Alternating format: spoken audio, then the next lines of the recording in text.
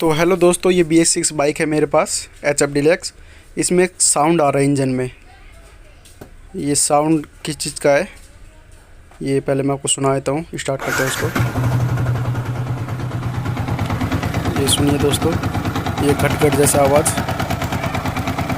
Engine में से आ रहा है दोस्तों, ठीक है। इसका कारण क्या है वो मैं बताऊँगा। तो उसका कारण देखिए, इंजन को मैंने पूरा खोल लिया और ये इस चीज़ का आवाज़ है।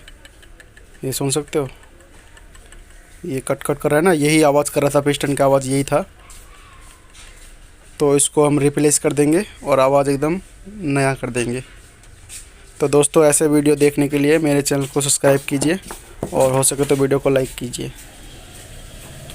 ये इसके कारण इसके बेयरिंग ठीक है, बाकी बस असेंबली इसमें डलेगा, असेंबली ख़राब है इसका। ऐसे इंटरेस्टिंग वीडियो देखने के लिए चैनल को सब्सक्राइब करके रखिए। Thank you.